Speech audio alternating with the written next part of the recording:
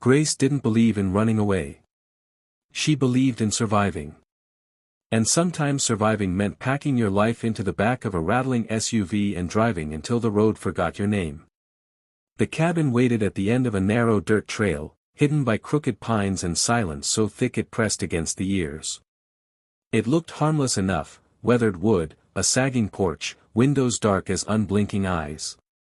Grace told herself it was peace. Isolation. A place where memories couldn't follow. She was wrong. The children felt it first. Lily refused to let go of Grace's coat as they stepped onto the porch. Her fingers trembled, small and cold. Noah stood behind her, staring at the cabin with a frown too old for his 8 years. "It smells old," Noah said. Grace inhaled. Damp wood. Earth. Something else, faint, sour, like breath trapped behind walls. "It's just the forest," she said, forcing a smile. "Forests have smells." The door creaked open on its own. Grace froze. A rush of cold air brushed past her ankles, curling around Lily's legs like invisible fingers. Lily whimpered. "I didn't touch it," Grace whispered, though no one had accused her. Inside, the cabin was dim even in daylight. Dust floated in slow spirals. The floorboards groaned under each step, not like wood bending, but like something waking up. Grace's chest tightened. She reminded herself this was stress. Trauma didn't stay behind when you moved, it unpacked itself quietly. They settled in before sunset. Grace unpacked boxes. The children explored only when she could see them. Every sound felt amplified: the tick of cooling walls, the wind pushing against the roof, the whisper of branches scraping glass like nails testing skin. That was when Grace heard it. A sound too soft to be real. She paused mid-unpacking, heart thudding. "Lily," she called. No answer. The sound came again. A breath. A word swallowed before it finished forming. Grace followed it down the narrow hallway. The air grew colder with each step. The children's room door stood open. Lily and Noah sat on the bed, wide-eyed. "Did you say something?" Grace asked. Lily shook her head, tears already forming. "She did." Grace's stomach dropped. "Who?" Lily pointed, not at the door, not at the walls, but upward, toward the corner of the ceiling where shadows pooled unnaturally, thick and dark, as if light avoided it on purpose. "She says she's Mama." That night, sleep refused to come. Grace lay awake listening to the cabin breathe. She told herself it was the wind, but the rhythm was wrong, slow, deliberate, like lungs expanding in the dark. The moonlight stretched across the floor, bending in strange angles, shadows reaching farther than their sources allowed. At 2:17 a.m., the whisper returned. "Mine." Grace sat upright. Her heart pounded so loudly she feared it would wake the children. The word came again, closer this time, dragging itself along the walls. "Mine, mine." She grabbed the flashlight and stepped into the hallway. The temperature dropped instantly. Her breath fogged. The children's door was open. Panic surged through her as she rushed inside. Lily and Noah slept peacefully, faces calm, unaware. Relief flooded her, until she noticed the handprint. It was smeared high on the wall, too tall for any human to reach without stretching. The print was blackened, as if burned into the wood. Long fingers. Too many joints. Grace backed away, her spine hitting the opposite wall. From the corner of the ceiling, the darkness shifted. It peeled itself loose. A shape unfolded slowly, joints bending the wrong way, hair hanging in tangled ropes. Hollow eyes opened, endless, starving, ancient.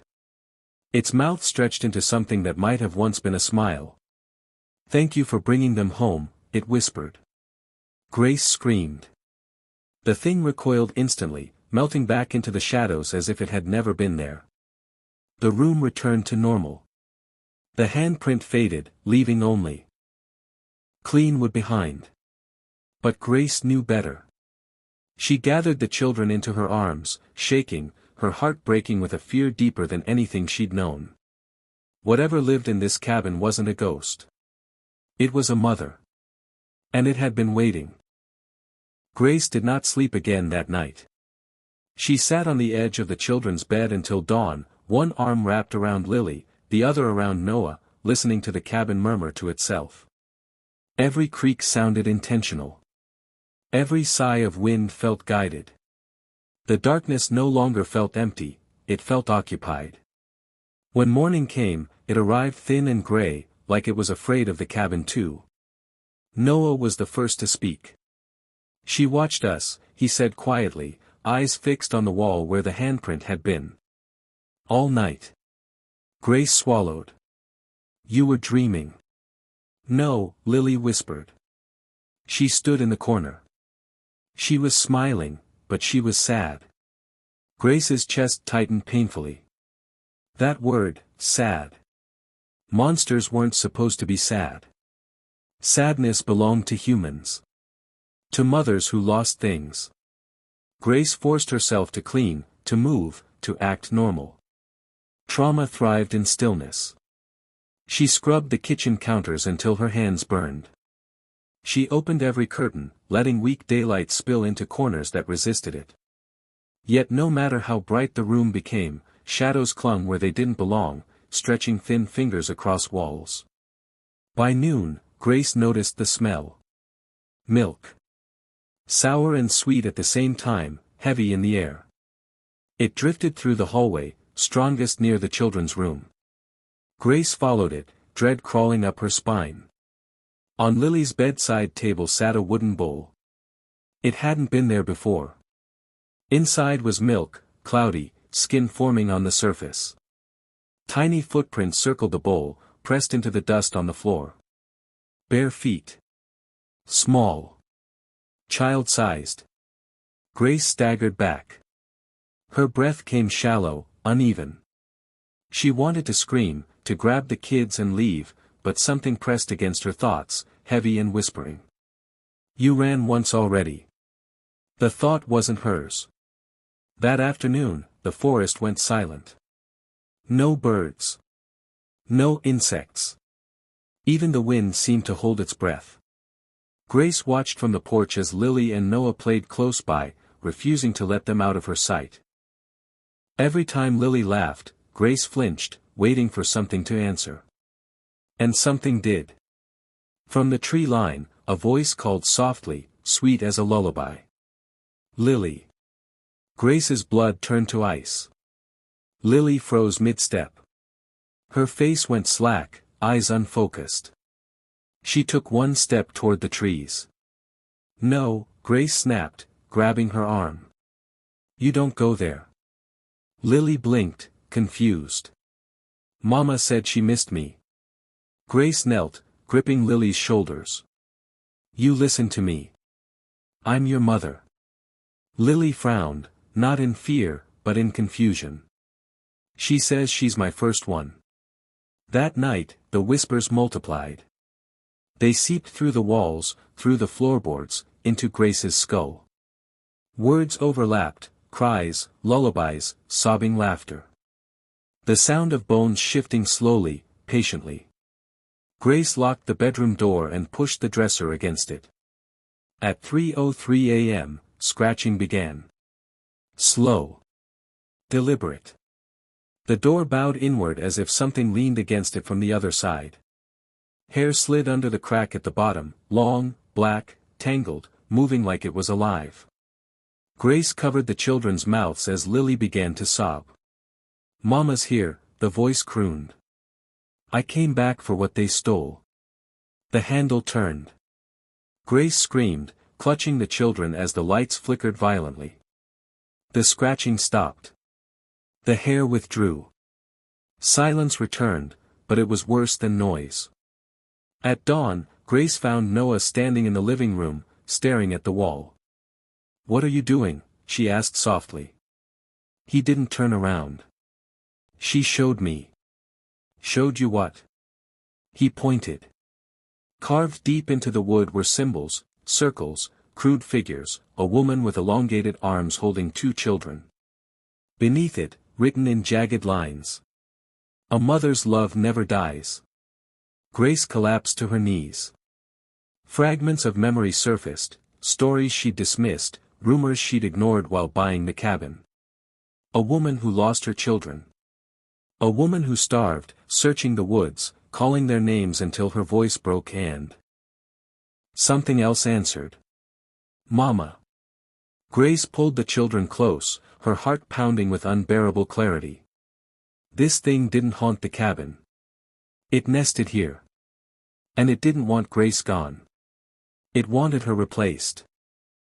Grace stopped calling it a presence. Presences drift. They linger. They can be ignored. This thing observed. She felt it everywhere, in the way the walls leaned inward when she passed, in the way the floorboards groaned only beneath her feet, never the children's. It watched her like a patient rival, studying her weaknesses, waiting for exhaustion to do what fear could not. Grace hadn't slept in nearly 48 hours. Her reflection in the cracked bathroom mirror barely looked human anymore.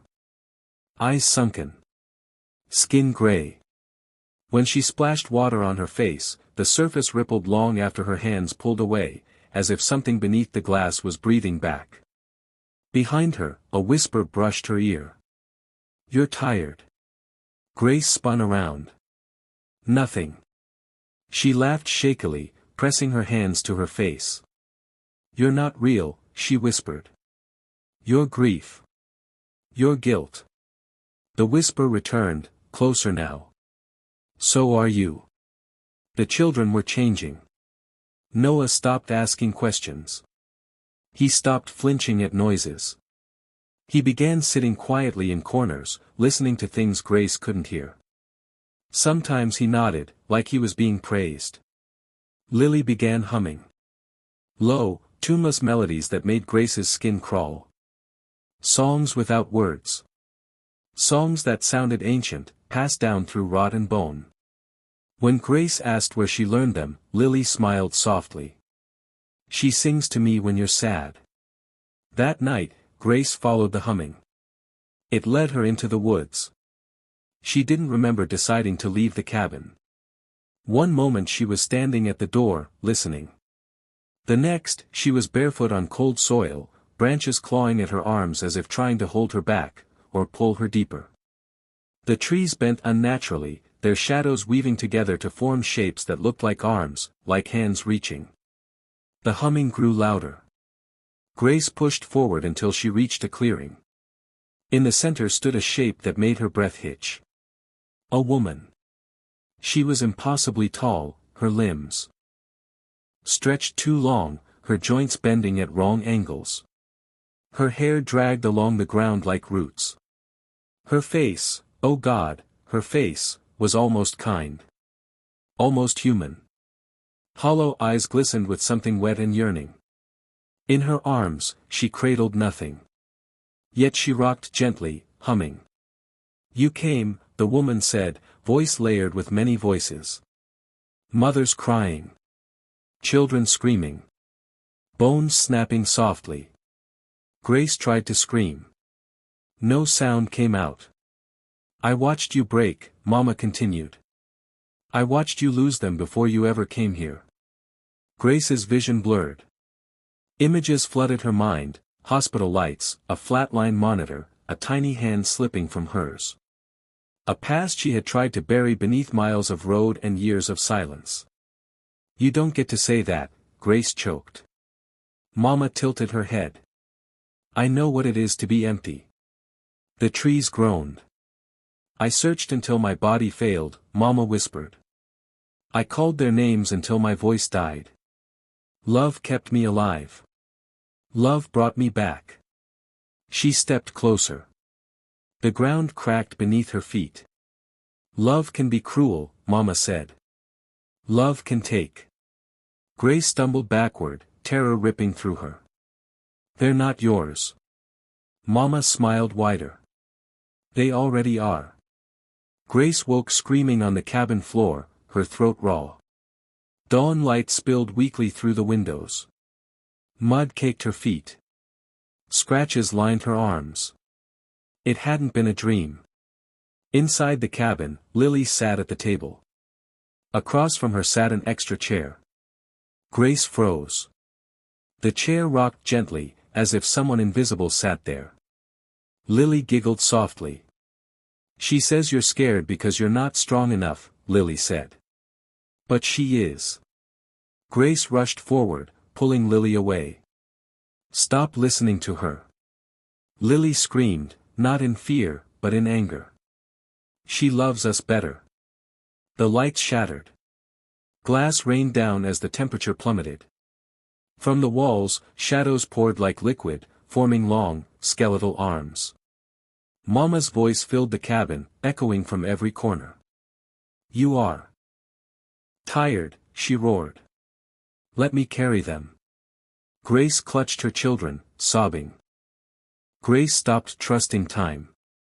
Minutes stretched into hours. Hours collapsed into seconds. The cabin existed in a constant twilight where clocks stalled and shadows crept without permission. She taped the children's bedroom doors shut with trembling hands, layering chairs and rope like barriers against something that did not respect barriers at all. Mama did not rush. That was the worst part. She lingered, patient, knowing desperation would soften Grace faster than force ever could. The first sign came with the smell. Rotting flowers. Grace woke to it clinging to her throat, thick and sweet, like funeral wreaths left too long in the sun. She bolted upright, heart racing, and saw them scattered across the floor, wildflowers, crushed and blackened, their stems snapped as if torn by hands that didn't understand gentleness. In the center of the room lay a small bundle. A blanket. Grace knew that blanket. Her hands shook as she lifted it. Beneath the mold and dirt, the faded stitching spelled a name she hadn't spoken in years. Ethan. Her knees buckled. Mama's voice slid through the walls, soft as breath against skin. "You lost one already." Grace screamed, tearing the blanket apart, sobbing until her chest burned. "You don't get to use him," she cried. "You don't get to touch him." "But I do," Mama replied gently. Pain calls to pain. The children heard everything. Noah pressed his hands over his ears, rocking. Lily stood unnaturally still, eyes unfocused, lips moving in silent conversation. Grace rushed to her, gripping her face. "Don't listen," Grace begged. "She lies." Lily blinked slowly. "She cries when you sleep." Grace froze. "What?" "She stands by your bed," Lily said calmly. "She says you smell like sadness." That night, Grace felt the weight. It pressed onto her chest as she slept, heavy and crushing, stealing air from her lungs. She gasped awake, clawing at the mattress. Mama sat at the edge of the bed. Up close, the illusion shattered. Her skin was stretched thin over bone, her mouth torn too wide, her eyes endless pits of longing. The smell of decay poured from her. Yet her touch, God help her, was gentle. "You're breaking," Mama whispered, brushing Grace's hair back with fingers that felt like cold twigs. "Let go." Grace thrashed, screaming. Mama dissolved into shadow, laughter echoing softly. By morning, Grace couldn't lift her arms without shaking. The children were already awake. They stood in the living room, facing the wall where the symbols had been carved. The figures had multiplied, women with hollow eyes, children with elongated limbs, a mother swallowing her own young. Blood dripped from the carvings. Grace stumbled backward, bile rising. "What did you do?" Noah turned slowly. His eyes were wrong, too dark, reflecting something that wasn't there. "She showed us how love stays forever," he said. Grace's heart cracked. Mama didn't want the children. She wanted Grace to fail. The realization hit like a blade. Mama fed on loss, on surrender, on the moment a mother believed she was no longer enough. She wasn't stealing children, she was erasing mothers. That afternoon, the cabin fought back. Windows slammed shut on their own. The floor split, exposing dirt and roots beneath. Voices cried from inside the walls, women begging, children sobbing, prayers turning to screams. Grace grabbed the car keys. They wouldn't turn. The forest closed in when she tried to run. Trees shifted, paths twisted. Every direction led back to the cabin porch. Mama's laughter rippled through the woods. "You can't leave what loves you," she sang. That night, Mama took Noah. Grace woke to silence, the worst sound of all. Noah's bed was empty. The tape torn cleanly from the door, as if sliced by invisible claws. "Noah!" Grace screamed. A trail of muddy footprints led to the basement door. Grace had never gone down there. The basement breathed. The door creaked open, releasing cold air thick with decay. At the bottom of the stairs stood Mama, holding Noah like a doll. His body hung limp, eyes rolled back. Grace screamed, racing down the steps. Mama hissed, her form towering, shadows writhing around her like living limbs. "He listens," she snarled. "He remembers me." Grace fell to her knees. "Take me instead." Mama paused. Hope flared, and died instantly. Mama smiled. "That's not how it works."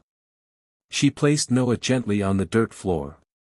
He gasped awake, screaming as Mama's shadow wrapped around Grace, lifting her off the ground.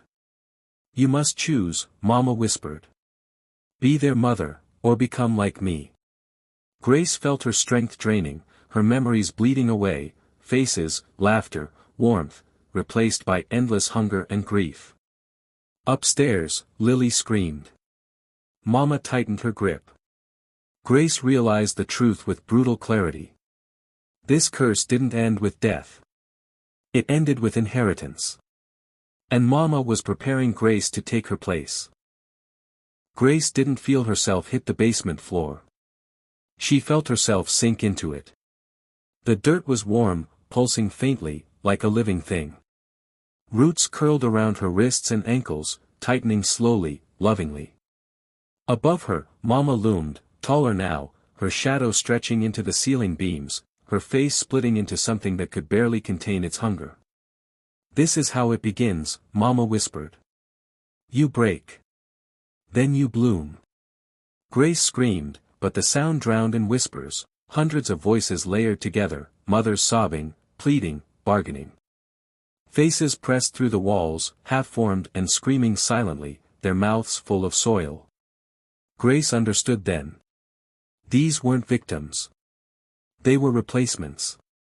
Mama wasn't eternal because she was ancient. She was eternal because she was passed on. "No," Grace gasped, fighting against the roots. Her skin burned where they touched her, memories bleeding away in flashes, Noah's first laugh, Lily's tiny fingers wrapped around hers, the warmth of holding them close. Mama was feeding on it, drinking her motherhood down to the marrow. "You think love is protection," Mama crooned. "But love is possession. Love binds." Upstairs, Lily screamed again. The sound ripped through Grace like lightning. Something inside her snapped, not in surrender, but in fury. Grace roared, tearing her arms free. Flesh ripped. Blood soaked into the dirt, and the roots recoiled, hissing. Mama staggered backward, startled. "You don't get to define my love," Grace spat. Mama's face twisted, not with rage, but fear. Grace lunged for Noah, pulling him into her arms. He was cold, his breathing shallow, but he was alive. She pressed her forehead to his, sobbing. "I'm here," she whispered. "I'm not leaving." Mama shrieked, a sound like bones breaking underwater. The basement shook violently.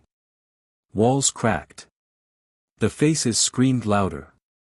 Mama lunged. Grace didn't run. She stood. Something deep inside her, older than fear, stronger. Then grief rose to the surface. A mother's instinct sharpened into something feral. Not surrender.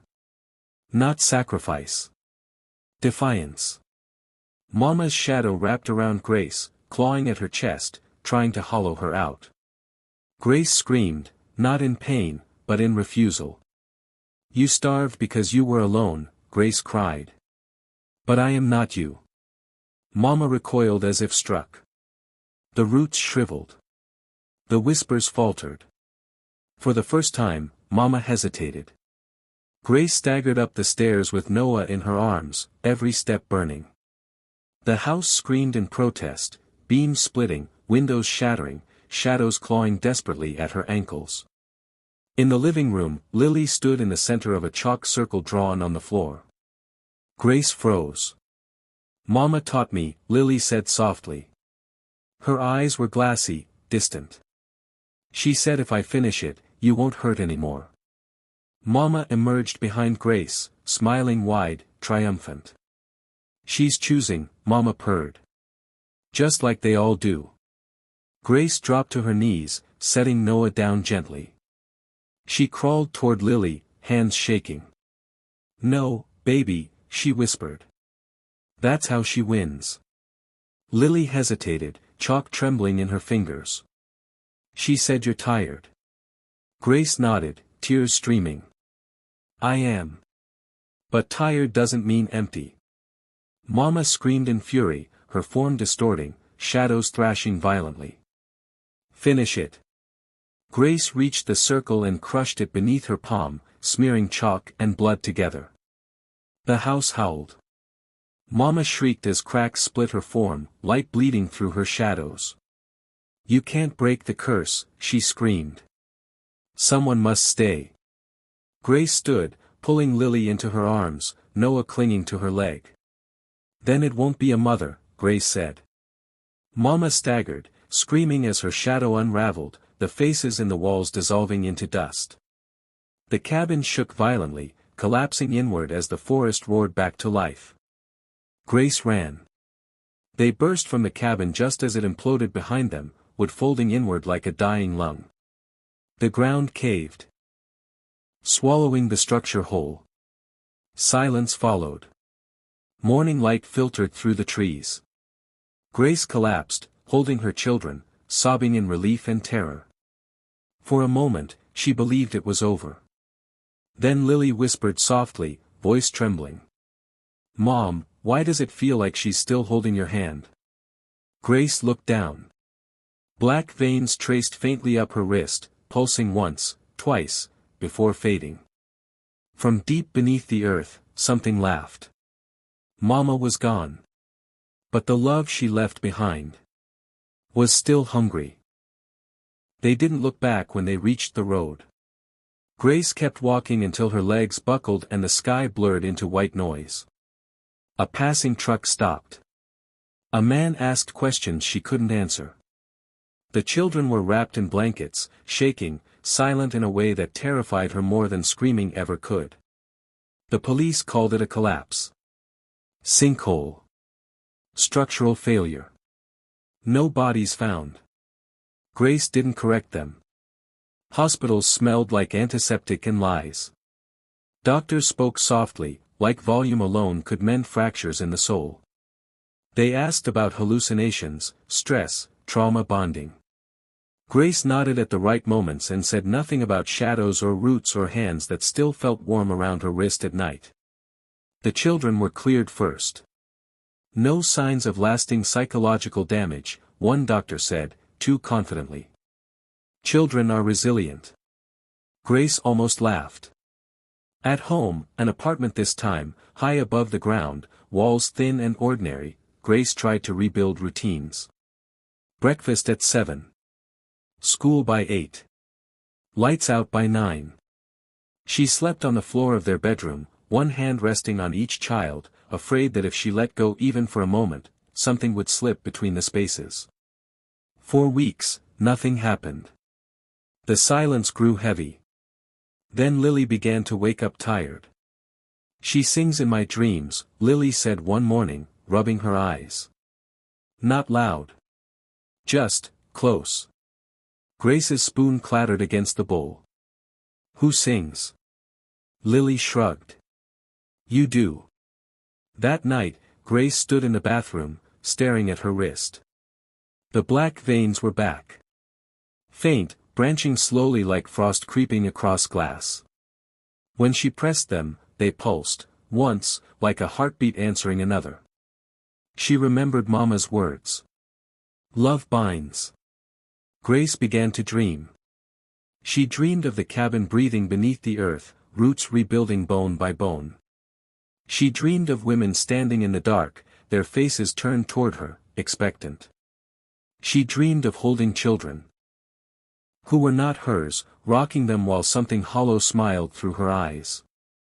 She woke with dirt under her fingernails. Noah stopped sleeping altogether. She stands in the hallway, he whispered one night, voice thin with terror. She doesn't come in anymore. She just watches you. Grace felt it then, a pressure behind her eyes, a tug in her chest, like a cord pulling tight. Mama wasn't haunting the children. She was anchored to Grace. The realization hollowed her out. Mama hadn't lost. She had changed hosts. The apartment lights flickered as Grace paced the living room, hands shaking. The air grew cold. Shadows thickened in corners that had never held darkness before. You promised, Grace whispered. You said it wouldn't be a mother. Mama's voice rose from inside her throat. It never is at first. Grace collapsed to her knees, sobbing as memories surfaced that weren't hers, children screaming, hunger gnawing, love curdling into obsession. Mama wasn't just an entity. She was a cycle. Passed from mother to mother, through grief, through fear, through the belief that love means never letting go. I love you, she whispered. The words burned. She left before they woke. Grace drove until the city thinned, until forests swallowed roads again. She stopped at a place where no one lived, where the ground felt old and patient. The wind whispered through the trees. Mama stirred eagerly. Grace stepped out of the car, heart pounding, hands steady. You don't get them, she said aloud. You get me. The shadows leaned closer.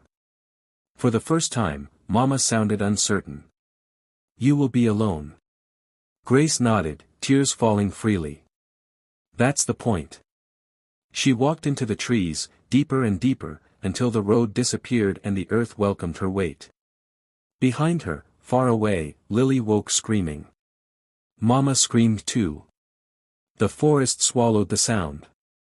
And for the first time in generations, the curse hesitated, trapped between love that clung and love that chose to let go.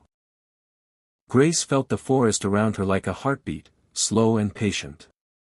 Each step sank slightly into moss and roots, the ground alive beneath her feet. The shadows twisted and bent, reaching for her, whispering promises and threats, beckoning her to falter. Yet for the first time, Grace did not run. She had carried the weight of Mama's curse long enough. The voice arrived before the figure appeared. Soft, serpentine, singing with layered tones that made her bones ache. You brought yourself here, Mama cooed. You carry them inside you already. Grace's chest tightened. She could feel the tug of the curse, like invisible threads wrapping around her heart, pulling her toward an inevitability she had tried to escape. Yet she held her head high. I carry my love, not yours, she said. From the mist, Mama emerged. She was taller than ever, a skeletal giant wrapped in shadow. Her hair trailed across the forest floor like rivers of black silk. Her hollow eyes glimmered with endless longing, with centuries of mothers lost, broken, absorbed. The air stank of earth and decay, the scent of children she had claimed, of women she had broken. You think it ends here? Mama asked, stepping closer, the ground trembling beneath her weight. You think you can resist the need to protect? Grace shook her head. I can resist. Mama's laughter split the air, cracking branches, shattering leaves, echoing in every direction. You will be tempted. You will dream of their faces. Every time you fail, every time you falter, I will be there. Grace stared down the figure. Her hands were bloody and raw, evidence of her battles with roots, walls, and shadows. Her clothes were torn. Her hair matted. Yet she held herself steady. The children were safe because of her, and she would not falter now. You can take them, Grace said, her voice shaking yet steady. But I will choose. Mama tilted her head. Shadows stretched and coiled around her, whispering like wind through bones. And what will you choose, little mother? To give up your children, or to take my place? Grace's mind flashed with images, Noah, small and trusting, Lily, innocent yet wise beyond her years, memories she had fought to protect. And then she saw herself, not as a victim, not as a mother under attack, but as the woman who had survived every shadow, every whisper, every clawing root of fear. She took a deep breath. Neither. Mama's eyes widened. The shadows quivered, twisting violently. You cannot refuse me. Grace stepped forward, fully into the darkness, letting it curl around her but not consume her. I am not yours, she said. I am mine. I love my children enough to let them live without fear. You will not teach them through me. The forest quaked. Roots writhed like snakes, but Grace pushed on. Every step she took burned with pain, with memory, with every weight Mama had tried to load onto her. She let herself feel it all and still move forward. Mama shrieked, a terrible, hollow sound. It shattered branches and caused the mist to boil. Love is mine to bind, she cried. All mothers belong to me eventually. Grace closed her eyes and allowed herself to feel love, the kind that doesn't demand, that doesn't control, that doesn't consume. She thought of Lily's laugh, Noah's small victories, the warmth of holding them. She let that love fill every corner of her being, pushing back the shadows, burning through the hunger Mama had left inside her. The figure faltered. Shadows recoiled. The hollow, endless eyes wavered. For the first time, Mama seemed uncertain. You can resist, Grace whispered, voice rising with fierce clarity. But you cannot break what is free. Mama's scream echoed, long and terrible, and then silence. The mist lifted. The roots shriveled and retreated into the earth. The shadows dissolved, leaving only faint whispers that gradually faded into nothing. Grace fell to her knees, exhausted. She could feel the weight of the curse lifting but knew it had not vanished entirely. It would linger, a faint ache in the world, waiting for the next moment a mother might be tempted to let fear override love. She looked up at the sky breaking into soft dawn light. For the first time in days, it felt real, safe, warm, free. Grace returned to the children's side as the forest released her. Lily and Noah were safe, asleep in a clearing that glimmered with morning light.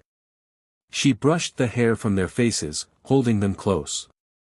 You're free, she whispered. All of us are free. Because love isn't possession.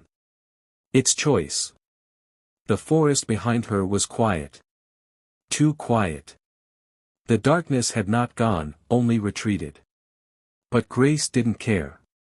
She had learned what Mama had never understood, love that clings can destroy, but love that chooses, love that lets go, can conquer even the oldest curses. As they walked back toward the world of roads, houses, and ordinary lives, Grace held their hands tightly. The wind whispered through the trees, and for the first time, it felt like the forest was listening. Mama's voice lingered faintly in the distance, softer than a sigh, you cannot hold them forever, but perhaps, you can show them how to survive. Grace tightened her grip on the children, feeling the warmth of life, the pulse of freedom, and the fierce, unbreakable bond of a mother who had chosen, not to give in, but to endure. And somewhere deep inside, she knew this was not the end. It was a beginning. The curse had learned something too, love could exist without possession. And a mother's heart could be stronger than any shadow. The end.